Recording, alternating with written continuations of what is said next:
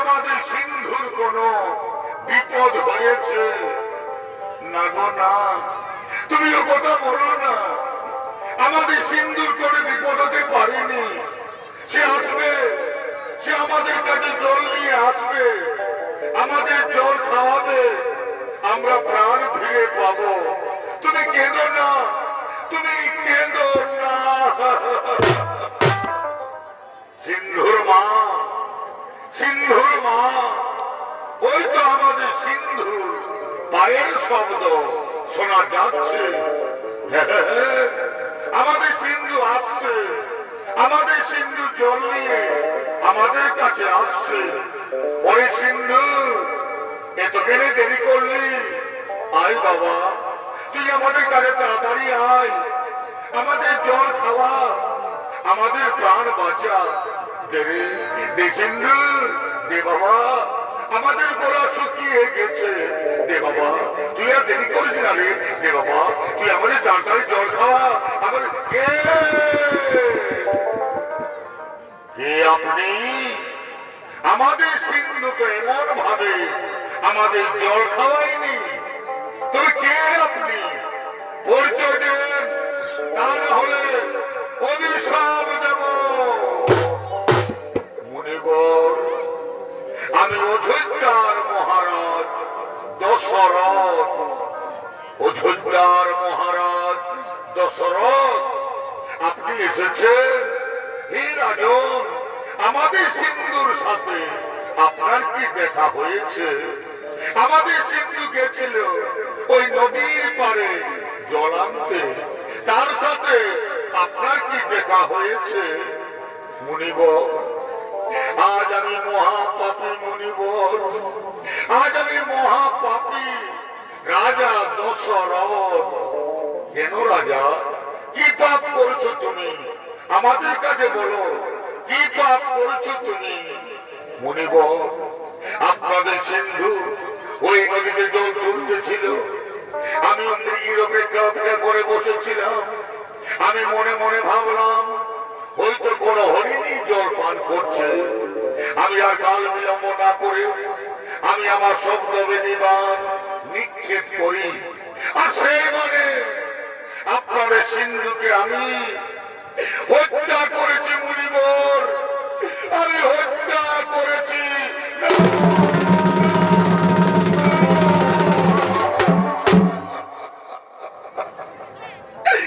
কি করলে রাজা, তুমি কি করলে? তুমি আজ অন্ধ পিতা মাতার একমাত্র সন্তানকে এই পৃথিবী থেকে কেড়ে নিলে। কে আমাদের জল খাওয়াবে? কে আমাদের পথে পথে নিয়ে ঘুরবে? কে আমাদের মুখে অন্ন তুলে দেবে? তুমি আজ একটি প্রাণ কেড়ে নাওনি রাজা, তুমি আজ তিনটা প্রাণ এই পৃথিবী থেকে কেড়ে নিলে। তুমি মহাপাপী রাজা, তুমি মহাপাপী, তুমি মহাপাপী। হে রাজন, আজ আমরা যেমন আমাদের পুত্র শোকে হাহাকার করতে করতে আমরা প্রাণ ত্যাগ করব, ঠিক একদিন তুমিও তোমার পুত্র শোকে হাহাকার করতে করতে প্রাণ হারাবে রাজা। এই হলো অন্ধমণি অভিশাপ। হে মুনিবর, আপনার অভিশাপকে আশীর্বাদ মনে করে আমি মাথা পেতে নিলাম। কিন্তু হে মুনিবর, আমার যে কোনো পুত্র সন্তান নেই। আমি যে পুত্র, আমি যে আটকুড়া রাজা। মুনিবর, আমি যে আটকুড়া রাজা দশরথ। কি বললে, কি বললে রাজা? তোমার পুত্র সন্তান নেই? না, তা হতে পারে না। অন্ধমুনির অভিশাপ কোনদিন বৃথা যাবে না। অচিরে তোমার গৃহে 4টি সন্তান হবে, আর সেই সন্তানের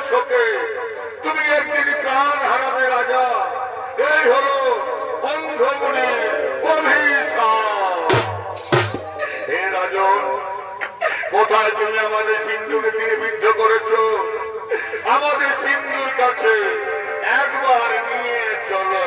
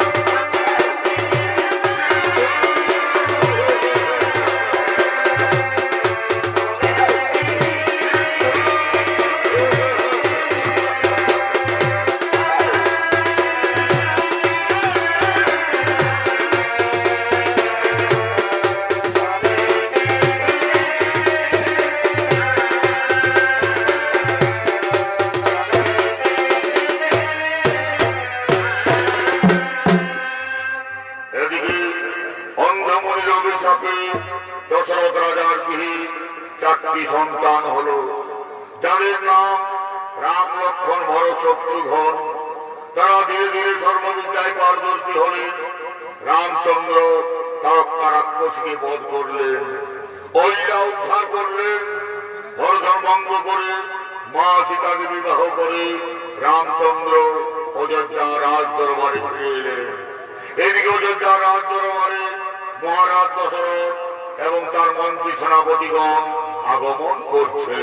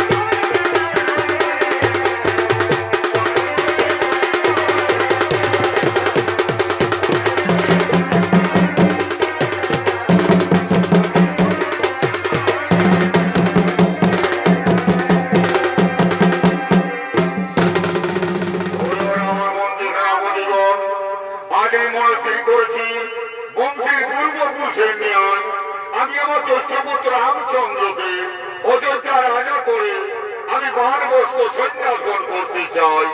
তোমাদের কি মতামত আমার কাছে তোমরা প্রকাশ করো ভাই। মহারাজ, এ তো অত্যুত্তম প্রস্তাব মহারাজ। আমরা সকলে চাই, অযোধ্যাবাসী সকলে চান, এরপর আপনি অযোধ্যায় রাজা করুন রামচন্দ্রকে।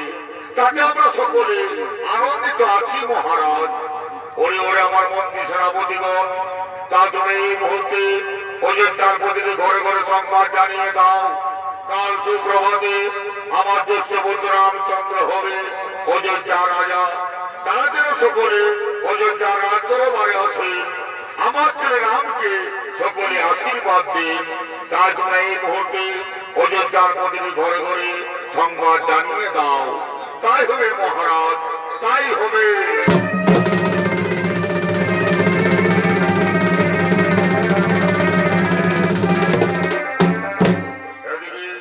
অযোধ্যার প্রতিটি ঘরে ঘরে সংবাদ জানাতে পাঠ্যকার আগমন করছে।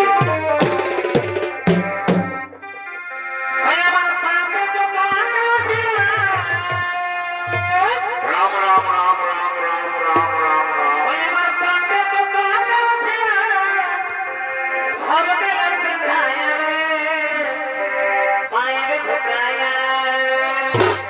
বাবলু,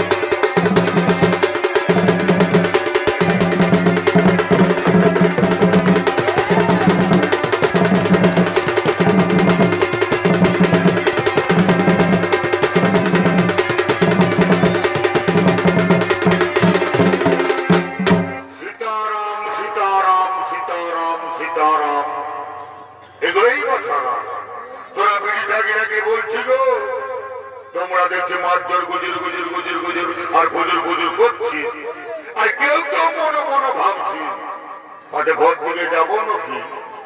এই জন্য আমাদের পুরুলিয়ার কবি গান লিখেছে গো, যে ব্রিটিশের মন বুঝা বড় গান।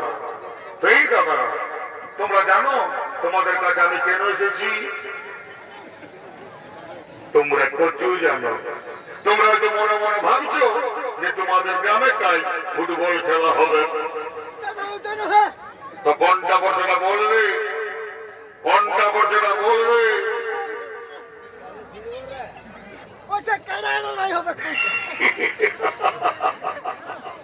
ইসালা দমে চেনার ওঠে, ইসালা আন করতে কান শুনে, তো ভালো করে বলবে। ইসালা মদন গাধা খাই চলে হারিয়া খাচ্ছে, হারিয়া ইসালা চারটে ধরে পাল্লায় পড়লি বা ইসালা মদ গাঁজা দিয়েছে, হারিয়া খাইয়ে সব ভুলিয়ে যাইছে। কাল অযোধ্যায় দশরথ রাজার বেটা রাম রাজা হবে। এই জন্য মহারাজ তোমাদেরকে সবাইকে নিমন্ত্রণ করতে পাঠাইছে। দেখো মা, মসি, কাকি, জেঠিরা, তোমরাকে বলছি গো, তাই তোমরা কেউ ঘরে থাকো না বাছারা, তোমরা সবাই যাবে অযোধ্যা রাজ দরবারে।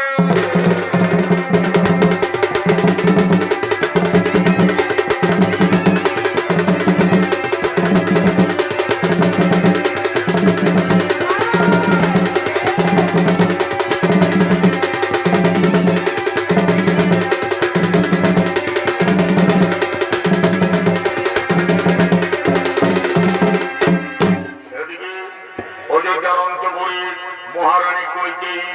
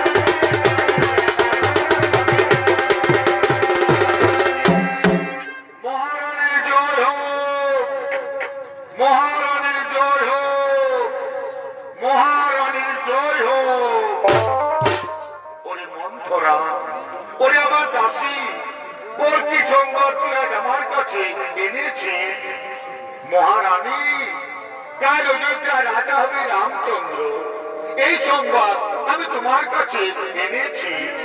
ওরে মন্থরা, এটি অতি আনন্দের সংবাদ তুই আজ আমার কাছে এনেছি। অযোধ্যার রাজা হবে রামচন্দ্র, এর থেকে আর আমার কাছে কি আনন্দের সংবাদ হতে পারে রে মন্থরা? এই যে আমার গণরত্নহার, তোকে আমি পুরস্কারে পুরস্কৃত করলাম। ছি মহারানী, রাম রাজা হবে আর তোমার এত আনন্দ কিসে? নারী মন্থরা, তুই ও কথা আমার বলিস না। রাম আমার জ্যেষ্ঠ পুত্র, সে আমাকে সর্বক্ষণ মামা বলে ডাকে, তাই রাম রাজা হলে আমার কোনো দুঃখ নেই রে মন্থরা। মহারানী, তুমি ভেবে দেখো, রাম রাজা হলে ভরত হবে রামের দাস, আর তুমি হবে কৌশল্যার দাসী। তার থেকে তোমার মৃত্যু অনেক ভালো রানী। তুমি মরে যাও, তুমি মরে যাও। নারে মন্থরা, তুই ও কথা আমাকে বলিস না। রামকে আমি ভরতের থেকে অনেক ভালোবাসি, সে আমাকে সর্বক্ষণ মামা বলে ডাকে, তাই রাম রাজা হলে আমার কোনো দুঃখ নেই রে মন্থরা। মহারানী, তুমি ভেবে দেখো, আর তুমি যদি আমার কথায় চলো, তবে আমি তোমার ছেলে ভরতকে অযোধ্যা রাজা করে দেব। কেমন করে, কেমন করে হবে দাসী আমার ছেলে ভরত অযোধ্যা রাজা? বল তুই, কেমন করে হবে আমার ছেলে ভরত অযোধ্যা রাজা? মহারানী, পূর্বে দেবতা দানবদের যুদ্ধে মহারাজ কত বিক্ষত এসেছিলেন, তখন মহারাজকে তুমি সেবা যত্ন করে ভালো করেছিলে। তখন মহারাজ তোমাকে দুটি বর দিতে চেয়েছিল। আজ তুমি মহারাজের কাছে সেই দুটি বর চেয়ে নাও। এক বরে করো তোমার ছেলে ভরতকে অযোধ্যা রাজা, আর এক বরে করো রামকে 14 বছর বনবাসী। হেরে মন্থরা, আজ আমি তাই করবো। আজ আমি মহারাজের কাছে দুটি বর চাইবো। এক বরে করবো আমার ছেলে ভরতকে অযোধ্যা রাজা, আর এক বরে করবো রামকে 14 বছর বনবাসী। মহারানী, তুমি তোমার অলংকার খুলে ফেলো, তুমি মাটিতে পড়ে থাকো, তবে তুমি মহারাজের কাছে ওই দুটি বর পাবে। ওই তো মহারাজ তোমার কাছেই আসছেন। এখন আমি আসি রানী, এখন আমি আসি।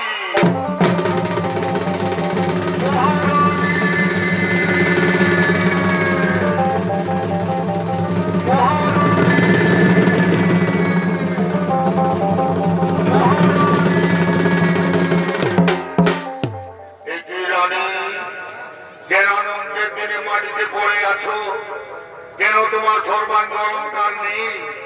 কেন তোমার চোখে শ্রাবণের ধারা বইছে? তোমার কি কোনো অসুখ করেছে, নাকি তোমাকে কেউ কোনো করেছে অপমান? না রাজা না, আমার করেনি কোনো অসুখ, আমাকে কেউ কোনো করেনি অপমান। আজ আমি নিজের জ্বালায় মরতে চাই রাজা। এই কইকেই আর অযোধ্যায় বেঁচে থাকবে না রাজা। তুমি কইকেইকে মরতে দাও, তুমি কইকেইকে মরতে দাও। না রানী না, আমি তোমাকে মরতে দেব না। তুমি আমার নয়নের মণি, তুমি আমার অন্তরের আলো, তুমি আমার সর্বশ্রেষ্ঠ রানী। আমি তোমাকে সমস্ত রানীর থেকে ভালোবাসি রানী। তাই বলো, আজ আনন্দের দিনে তুমি আমার কাছে কি চাও? তুমি আমার কাছে যা চাইবে আমি তোমাকে তাই দেব হাসি মুখে। রাজা, তোমার মনে আছে পূর্বে দেবতা দানবদের যুদ্ধে তুমি ক্ষত বিক্ষত এসেছিলে? তখন আমি তোমাকে সেবা যত্ন করে ভালো করেছিলাম। তখন তুমি আমাকে দুটি বর দিতে চেয়েছিলে। আজ আমি তোমার কাছে সেই দুটি বর চাই রাজা। বলো, তুমি আমাকে সেই দুটি বর দেবে? রানী, আমি আমার রামের নামে শপথ নিয়ে বলছি, তুমি আমার কাছে যা চাইবে আমি তোমাকে তাই দেব। বলো রানী, বলো তুমি আমার কাছে কি পেলে আজ আনন্দিত হবে? রাজা, আমি চাই একবারে করুন আমার ছেলে ভরতকে অযোধ্যা রাজা, আর একবারে করুন রামকে 14 বছর বনবাসী।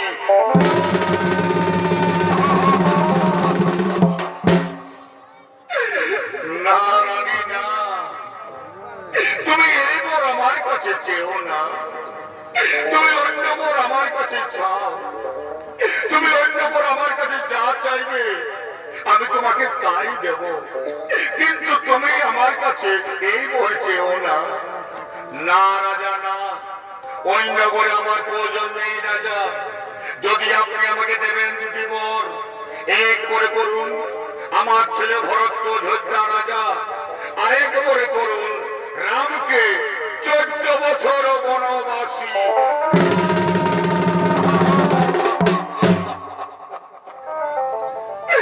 কোথায় বলছিল তুমি? মস্তকে এসে পড়ো আমার, চূর্ণ বিচূর্ণ করে দাও দেহ আমার। এই কথা শোনার পূর্বে আমার মৃত্যু হলো না কেন? আমার মৃত্যু হলো না কেন? রানী, আমি তোমার কথায় হয়তো ভরতকে অযোধ্যা রাজা করে দেব, কিন্তু তুমি আমার রামকে বনে দিও না রানী, তুমি আমার রামকে বনে দিও না। রাম বিনা দশরথ রাজা বাঁচবে না রানী, তাই তুমি আমার রামকে বনে দিও না, তুমি আমার রামকে বনে দিও না। পিতা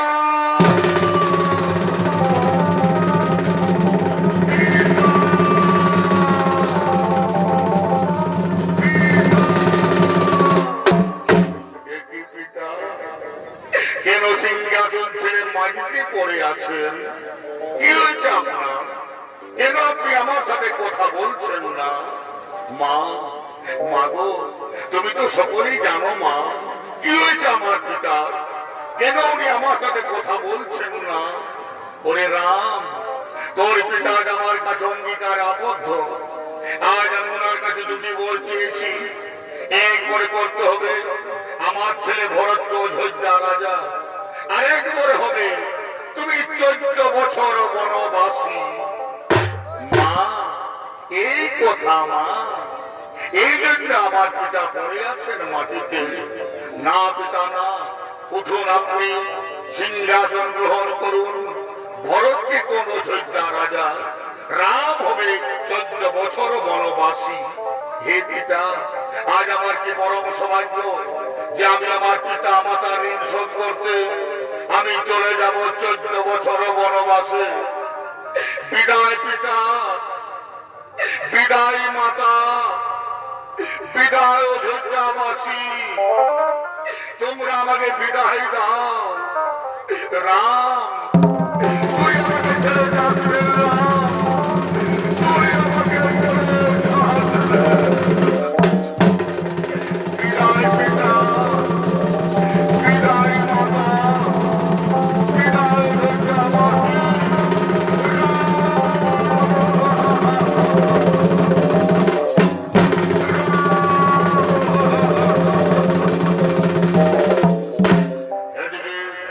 রাম লক্ষ্মণ সীতা চলে গেলেন বনবাসে। সেই সংবাদ পেয়ে অযোধ্যায় মহারাজ দশরথের মৃত্যু হলো। এদিকে রাম লক্ষ্মণ সীতা চিত্রকূট পর্বতে আগমন করছে।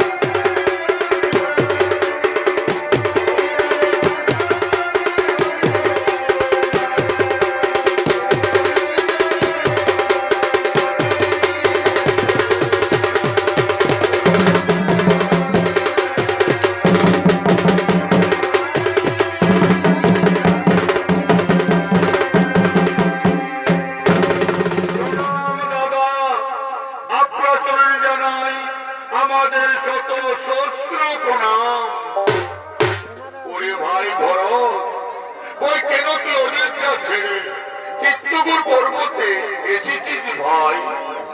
দাদা আপনি নেই অযোধ্যায়, অযোধ্যায় শূন্যকার হয়ে গেছে দাদা। আপনি নেই অযোধ্যায়, অযোধ্যায় শ্মশানে পরিণত হয়ে গেছে। তাই তো আপনার কাছে আমরা এসেছি দাদা।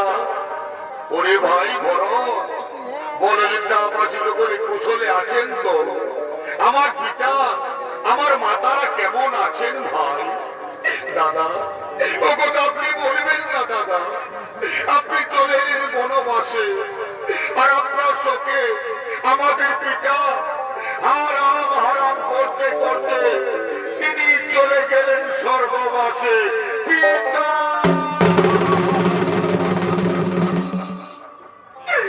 ওরে ভাই ভরত, একই কথা শোনালেন ভাই আজ আমাকে, একই কথা শোনালেন ভাই আমাকে। দাদা আপনাকে নিয়ে যেতে এসেছি আমি অযোধ্যায়, আপনি আমার সাথে ফিরে চলুন। তা নাহলে ভরত আপনার সামনে প্রাণ ত্যাগ করবে। না রে ভাই ভরত, তুই ও কথা আমাকে বলিস না। আমি যে পিতৃ সত্য পালনের জন্য 14 বছর এসেছি বনবাসে, আমি যদি অযোধ্যায় ফিরে যাই তবে সূর্য বংশের নামে কলঙ্কিত হবে। ওরে ভাই তুই আমার আদেশে অযোধ্যায় ফিরে যা ভাই। দাদা আপনার আদেশ আমি অমান্য করতে পারি না দাদা, কিন্তু আমি অযোধ্যায় ফিরব না, আমি ফিরব নন্দী গ্রামে। আপনার পায়ের পাদুকা আমার মস্তকে তুলে দিন, নিয়ে যাব নন্দী গ্রামে। সিংহাসনে বসাবো আপনার পাদুকা, আপনার পাদুকাই হবে রাজা, আমি কেবল উপলক্ষ মাত্র। ওরে ভাই এই কথা, এই যে আমার পায়ের পাদুকা, দিন দাদা দিন আমার মস্তকে তুলে আমি নিয়ে যাব নন্দী গ্রামে। দাদা আজ ভরতের শেষ নিবেদন, আমি এক দিন গুনে গুনে 14 বৎসর পার করব। যেদিন 14 বৎসর পূর্ণ হবে সেই দিন যদি আপনাকে আমি না দেখি অযোধ্যায়, সেই দিন আর ভরতকে পৃথিবীর কেউ দেখা পাবে না দাদা। সেদিন এই ভরত মরবে, তাকে কেউ রক্ষা করতে পারবে না দাদা, কেউ না, কেউ না। ওরে ভাই ভরত, আমি তোকে কথা দিলাম যেদিন 14 বৎসর পূর্ণ হবে সেই দিন আমি অবশ্যই ফিরব অযোধ্যায়। এবার তুই ফিরে যা ভাই। বিদায় দাদা, বিদায় দাদা। ভরত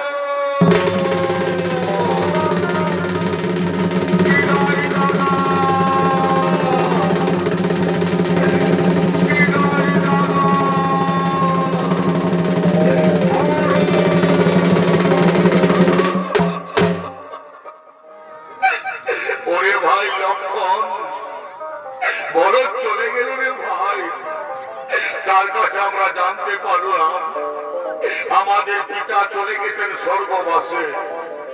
তাই তো পুত্রের কর্তব্য হলো পিতাকে পিণ্ড দান করা। ওরে ভাই আজ আমরা ভিখারি, আজ আমরা অরণ্যের মাঝারে মুনিপতির কাছে ভিক্ষে করব, তারপর আমরা আমাদের পিতাকে পিণ্ড দান করব।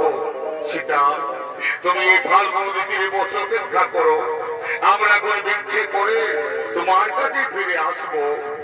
হে প্রভু আপনি চলে যান ভিক্ষাতে, আমি আপনার অপেক্ষায় বসে থাকবো প্রভু।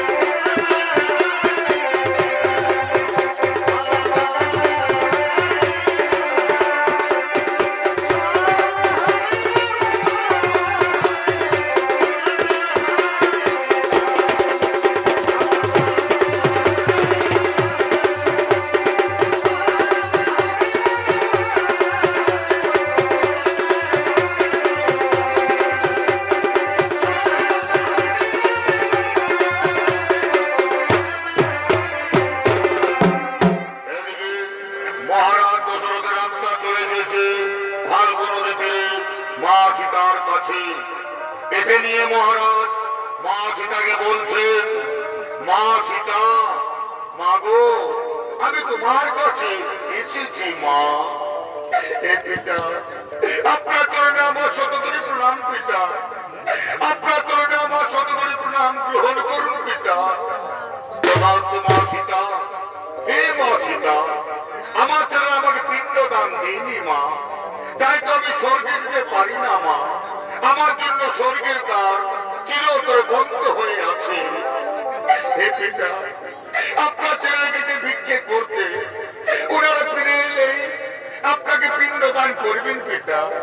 ততক্ষণ আপনি আমার কাছে বসে অপেক্ষা করুন পিতা। না মা সীতা, না, আমার কাছে বসে থাকার অপেক্ষার সময় নেই মা। আমার যদি তাড়াতাড়ি পিণ্ডদান করা না হয় তবে আমি কোনোদিন স্বর্গে যেতে পারবো না মা। তাই হে মা সীতা, তুমি আমাকে পিণ্ডদান করো মা। হে পিতা, আজ আমার কাছে কিচ্ছু নেই পিতা, আজ আপনার পুত্র মধুমিতা আরেনি পিতা, আজ আমি আপনাকে কিসের পিণ্ডদান করবো পিতা?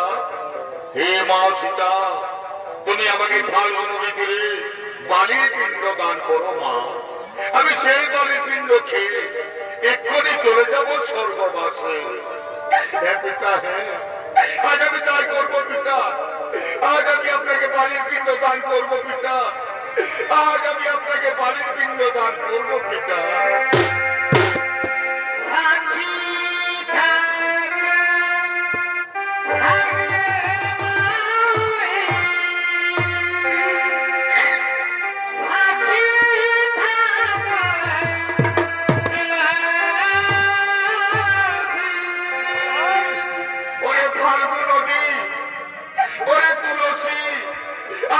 সাক্ষী থাকো, তোমাদের সাক্ষী রেখে আজ আমি আমার শ্বশুরকে বাড়ির পিণ্ড দান করছি।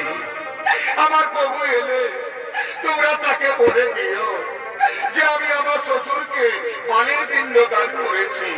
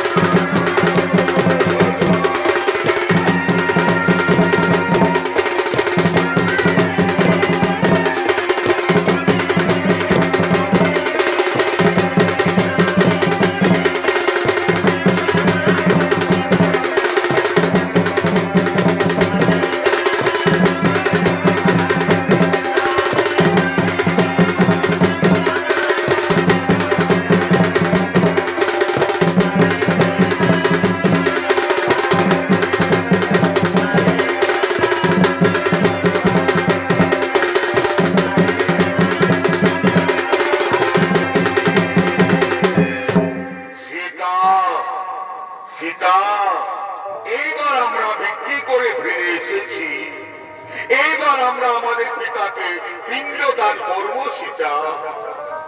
হে প্রভু, আপনি চলে গেলেন ভিক্ষা করতে, তখনই আমাদের পিতা আমার কাছে এসেছিলেন এই ফাল্গু নদীর তীরে। এসে উনি আমাকে বাড়ির পিণ্ড চাইলেন, আমি ওনাকে বাড়ির পিণ্ড দান করলাম, আর উনি চলে গেলেন স্বর্গবাসে। সীতা, কেন তুমি আমার কাছে মিথ্যা কথা বলছো? আমার পিতা তো এইখানে আসতে পারেননি সীতা। না না প্রভু, না, আমি মিথ্যা কথা বলিনি প্রভু। আমি আপনার শপথ নিয়ে বলছি, আমাদের পিতা আমার কাছে এসেছিলেন, আমি ওনাকে বাড়ির পিণ্ড দান করলাম, আর উনি চলে গেলেন স্বর্গবাসে। সীতা, তুমি যে আমার পিতাকে বাড়ির পিণ্ড দান করেছো, তোমার কাছে কেউ কি সাক্ষী আছে? আছে প্রভু, আমার কাছে ফাল্গু নদীর সাক্ষী আছে। ওরে ফাল্গু নদী, তুই তো দেখেছি, তোর সামনে তোকে সাক্ষী রেখে আমি আমার শ্বশুরকে বাড়ির পিণ্ড দান করেছি। তুমি এই কথা আমার প্রভুকে বলে দাও, তুমি আমার মা রক্ষা করো, তুমি আমার মা রক্ষা করো। না সীতা, না, আমি মহারাজ দশরথকে এইখানে আসতে দেখিনি। কি বললে, কি বললে রে ফাল্গু নদী? তুমি দেখে নিয়ে আমার প্রভুর কাছে মিথ্যা কথা বলে দিলে। তুমি দেখে নিয়ে আমার প্রভুর কাছে আমাকে মিথ্যাবাদী সাজালে। ওরে ফাল্গু নদী, আজ আমি তোমাকে অভিশাপ দেব। তোর জোর কোনদিন উপরে বইবে না, তুই হবে অন্তঃশিলা, তোকে কুকুর শিকার পার হবে, এই আমার অভিশাপ তোমাকে। বলো সীতা, আর কে সাক্ষী আছে তোমার কাছে? আছে প্রভু, আমার কাছে শিমল বৃক্ষ সাক্ষী আছে। ওরে শিমল বৃক্ষ, তুই তো দেখেছিস, তোর সামনে তোকে সাক্ষী রেখে আমি আমার শ্বশুরকে বাড়ির পিণ্ড দান করেছি। তুমি এই কথা আমার প্রভুকে বলে দাও, তুমি আমার মা রক্ষা করো, তুমি আমার মা রক্ষা করো। না সীতা, না, আমি মহারাজ দশরথকে এইখানে আসতে দেখিনি। কি বললে, কি বললে শিমল বৃক্ষ? তুমিও দেখে নিয়ে আমার প্রভুর কাছে মিথ্যা কথা বলে দিলে। তুমি দেখে নিয়ে আমার প্রভুর কাছে আমাকে মিথ্যাবাদী সাজালে। ওরে শিমল বৃক্ষ, আজ আমি তোমাকে অভিশাপ দেব। তোর ফুলের সুগন্ধ থাকবে না, তোর ফুলের দেবতাদের পূজায় কোনোদিন লাগবে না, এই আমার অভিশাপ তোমাকে। বলো সীতা, আর কে সাক্ষী আছে তোমার কাছে? আছে প্রভু, আমার কাছে মা তুলসী সাক্ষী আছে। মা গো, তুমি তো দেখেছো মা, তোমার সামনে তোমাকে সাক্ষী রেখে আমি আমার শ্বশুরকে বাড়ির পিণ্ড দান করেছি। তুমি এই কথা আমার প্রভুকে বলে দাও, তুমি আমার মা রক্ষা করো, তুমি আমার মা রক্ষা করো। না সীতা, না, আমি মহারাজ দশরথকে এইখানে আসতে দেখিনি।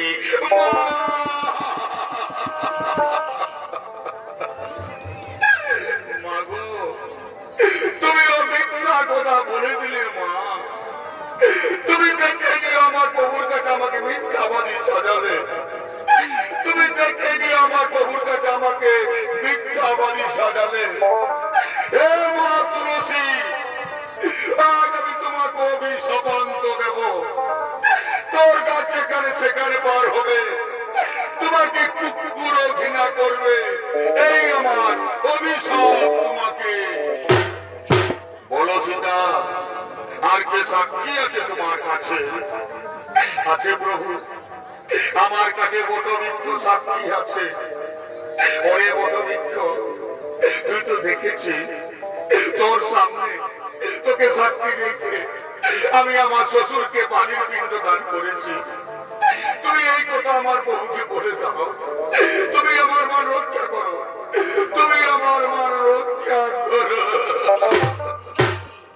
হে মা সীতা, হে প্রভু রামচন্দ্র, আপনি চলে গেলেন ভিক্ষা করতে, তখনই আপনার পিতা মহারাজ এসেছিলেন ফাল্গু নদী তীরে।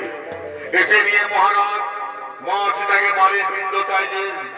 মা সীতা মহারাজকে বাড়ির পিণ্ড দান করলেন। তখনই মহারাজ চলে গেলেন স্বর্গবাসে। এটা আমি নিজের চোখে দেখেছি প্রভু, আমি যেমন বলে মিথ্যা কথা বলিনি প্রভু। মা সীতা যা বলেছেন তা সম্পূর্ণ সত্য ঘটনা প্রভু। ধন্য ধন্য রে বটবৃক্ষ, তুই আজ আমার মা রক্ষা করলি। ওরে বটবৃক্ষ, আজ আমি তোমাকে আশীর্বাদ দেব। সত্য ত্রেতা দাপর কলি 4 যুগ তুই অমর হয়ে থাকবি। তোর পাতা তোর গাছ থেকে কোনোদিন ঝরে শেষ হবে না। তোর ছায়া থাকবে শান্তি শীতল স্নিগ্ধ। তোর ছায়া নিচে যেজন বসবে সে চির শান্তি থাকবে। তুই চিরদিন অক্ষয় বট হয়ে থাকবি। এই আমি তোমাকে আশীর্বাদ দান করলাম প্রভু।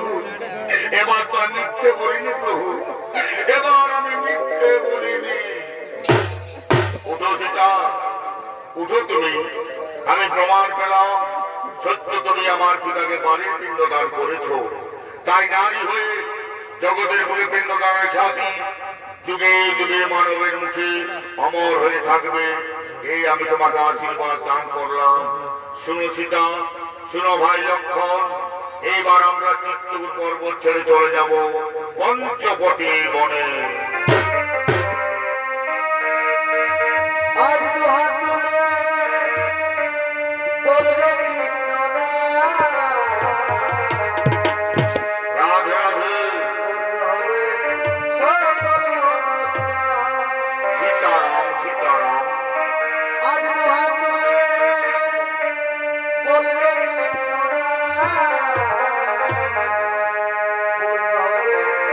সকল মনস্কার।